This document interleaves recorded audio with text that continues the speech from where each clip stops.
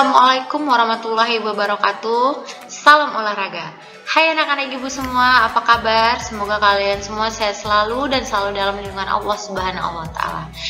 Nah, kemarin itu kita sudah membahas tentang materi bola kecil, bola besar, dan atletik. Hari ini kita akan membahas tentang aktivitas pembelajaran bela diri, yaitu pencaksilat. Pastinya sudah tahu kan pencaksilat ini berasal dari negara mana, yaitu Indonesia.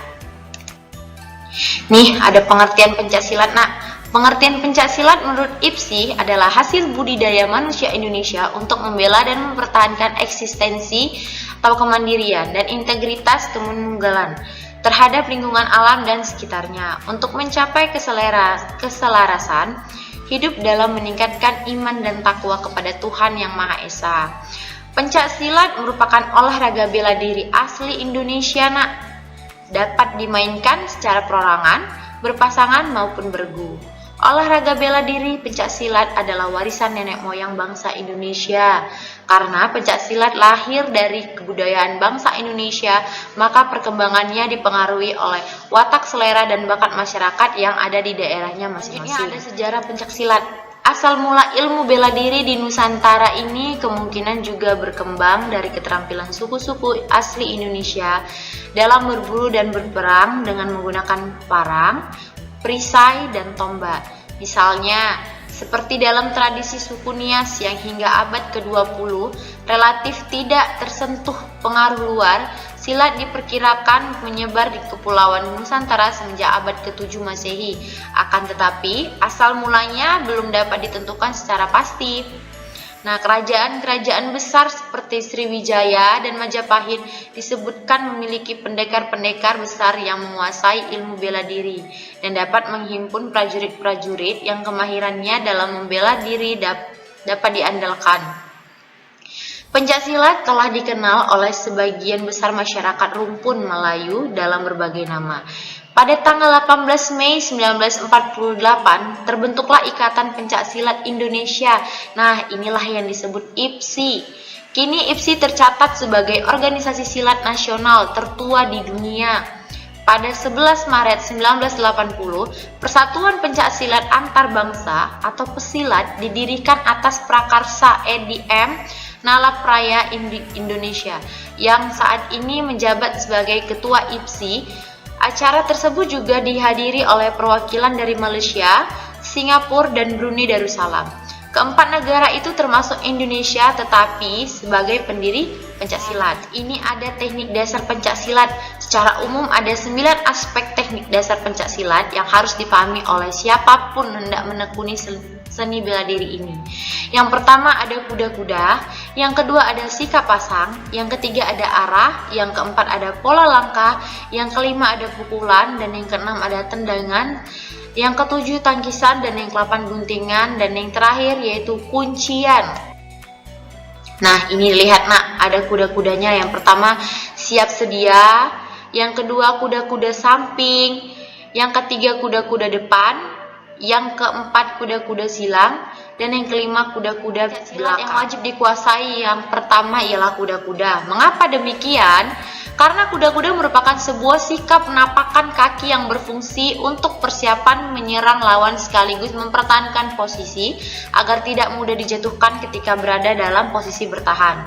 Di dalam pencaksilat ada 6 jenis sikap kuda-kuda yang harus kita ketahui, antara lain yaitu kuda-kuda tengah. Kuda-kuda ini dilakukan dengan membuka dan menekuk kedua lutut dengan tumpuan berat badan berada di tengah. Dan yang kedua kuda-kuda depan dibentuk dengan posisi kaki bagian depan ditekuk dengan telapak kaki lurus mengarah ke depan dan kaki yang belakang lurus. Kuda-kuda ini menumpukan berat badan di kaki depan. Nah, yang ketiga ada kuda-kuda belakang. Ada 2 versi untuk kedua kuda-kuda jenis ini. Yang pertama yang posisi sama dengan kuda-kuda depan, hanya saja kaki yang ditekuk dan tumpuan pindah ke belakang. Jenis yang kedua adalah menaruh berat badan pada kaki belakang dengan tumit tumpuan tegak dan panggul, badan cenderung condong ke depan dan kaki depan jinjit dengan menepakkan tumit atau ujung kaki. Nah, selanjutnya ada kuda-kuda samping. Nah, sama halnya dengan kuda-kuda depan. Selanjutnya ada kuda-kuda silang depan. Kuda-kuda silang depan dibentuk dengan menginjakkan satu kaki ke depan atau ke belakang kaki yang lain. Berat badan ditubuhkan pada satu kaki yang lain ringan sentuhan dengan ibu atau ujung jari kaki. Nah, selanjutnya ada kuda-kuda silang belakang. Kuda-kuda silang belakang, kuda-kuda dengan salah satu kaki berada di belakang dengan keadaan menyilang dan kaki ditumpukan ke belakang. Badan tetap lurus agar tidak jatuh saat melakukan gerakan tersebut. Nih, sikap pasang, sikap mau bertarung, sikap siap, yang biasanya dikombinasikan dengan kuda-kuda dan posisi ini bersifat fleksibel. Di saat seorang pesilat bergerak ketika bertarung, sikap dan gerakannya akan selalu berubah, sering dengan perubahan posisi lawan. Setelah menangkap sebuah titik celah pertahanan lawan, selanjutnya pesilat akan mencoba menyerang dengan serangan cepat, tepat, dan tentunya terukur. Ada banyak sikap pasang dalam teknik dasar pencaksilat. Karena posisi ini merupakan ciri khas dari setiap aliran atau perguruan yang bisa membedakan antara satu dengan yang lain. Namun secara umum ada 4 sikap pasang yang sudah dikenal secara luas, yaitu yang pertama ada pasang 1, ada pasang 2, dan pasang 3, dan pasang 4. Nah, arah. Selain kuda-kuda dan sikap pasang, pemahaman tentang arah juga sangat penting. Hal ini berhubungan dengan kemana pesilat akan melangkah ketika dalam posisi menyerang atau bertahan. Dalam dunia pesilat, arah dikenal dengan depalan penjuru mata angin, dan cara melatihnya adalah dengan menggeser kuda-kuda dan sikap pasang sesuai gambar mata angin yang ada. Nih, ada contoh pola mata anginnya, ada gambarnya pola langkah lurus, yang kedua ada pola langkah segi 4, yang ketiga ada pola langkah bentuk U, yang keempat ada pola langkah zigzag, yang kelima pola langkah bentuk 5, yang keenam ada pola langkah segi 3, dan yang ketujuh ada pola langkah segi 4 silang. Nah, pola langkah atau penggunaan langkah ialah perubahan injakan kaki dari sudut tempat ke tempat yang lain. Intinya, pencaksilat itu adalah gabungan dari kokohan kuda-kuda yang dikombinasikan dengan fleksibel atau luasnya pergerakan langkah dan disempurnakan dengan pemahaman arah yang benar. Kalau pesilat sudah menguasai hal itu, serangannya akan sulit dibaca dan di pertahanannya akan sulit ditembus oleh lawan.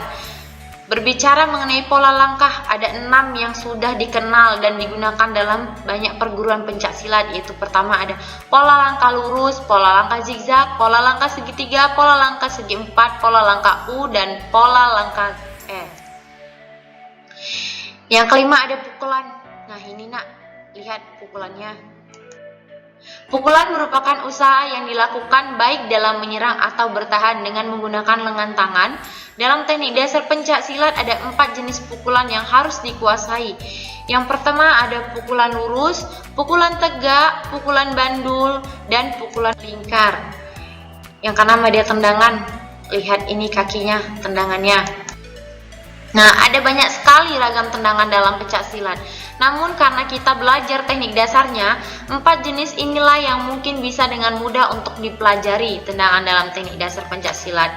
Yang pertama ada tendangan A, tendangan lurus ke depan dengan menggunakan cocor kaki yang mengarah ke ulu hati lawan. Yang kedua ada tendangan C atau sabit. Nah, tendangan ini biasanya yang buat anak pesilat pasti paham banget tendangan sabit ini. Tendangan dari samping dengan menggunakan cocor atau punggung kaki yang mengarah ke tulang rusuk lawan. Nah, yang ketiga ada tendangan T, tendangan samping dengan menggunakan pedang kaki, telapak kaki, atau tumit yang mengarah ke tulang rusuk atau dada lawan. Jika dilihat tendangan ini sepintas membentuk huruf T. Nah, selanjutnya ada tendangan melingkar. Tendangan yang dilakukan dengan memutarkan kaki dengan hantakan yang memakai tumit. Sasaran tendangan ini biasanya dada dan punggung lawan, tergantung dengan kondisi yang ada. Selanjutnya ada tangkisan. Tangkisan merupakan usaha pertahanan dari setiap serangan lawan, baik berupa tendangan maupun pukulan. Ada 4 jenis tangkisan yang dapat kita pelajari. Nah, yang pertama ada tangkisan dalam. Tangkisan yang dilakukan dengan menggerakkan tangan dari luar ke arah dalam sejajar dengan bahu. Selanjutnya ada tangkisan luar. Kebalikan dengan tangkisan dalam, tangkisan ini membuang tendangan atau pukulan lawan ke arah kiri maupun kanan. Selanjutnya ada tangkisan atas, tangkisan yang dilakukan untuk melindungi kepala dari serangan lawan. Gerakannya ini membentuk tangan dalam posisi siku dan mengayunkannya dari bawah ke atas. Nah, yang terakhir ada tangkisan bawah. Tangkisan ini berfungsi untuk melindungi kemaluan, dilakukan dengan menyilangkan tangan seperti huruf X dengan jari terbuka namun rapat dan mengayunkannya dari atas ke bawah. Nah, ini nak guntingan. Ini dilakukan dengan cara tendangan dan jepitan seperti menggunting bagian tubuh lawan yang bertujuan untuk menjatuhkan sekaligus menguncinya. Ada 3 jenis teknik guntingan, yaitu guntingan bawah dengan sasaran kaki, guntingan tengah dengan sasaran dada, dan guntingan atas dengan sasaran leher. Walaupun dikatakan teknik dasar dalam pencak silat, namun teknik ini tidak disarankan untuk pemula karena memiliki resiko kegagalan yang cukup. Teknik dasar pencaksilat yang terakhir adalah kuncian. Kuncian merupakan suatu teknik untuk melumpuhkan agar tidak dapat melanjutkan pergerakannya. Teknik ini menyasar bagian vital tubuh seperti leher, pergelangan, tangan, lengan, dagu, selangkangan, kaki, dan bahu musuh. Nah, cukup sampai di sini. Materi pencaksilat kita selesai. Semoga kalian semua dapat memahaminya. Dan tetap jaga kesehatan. Assalamualaikum warahmatullahi wabarakatuh. Salam olahraga.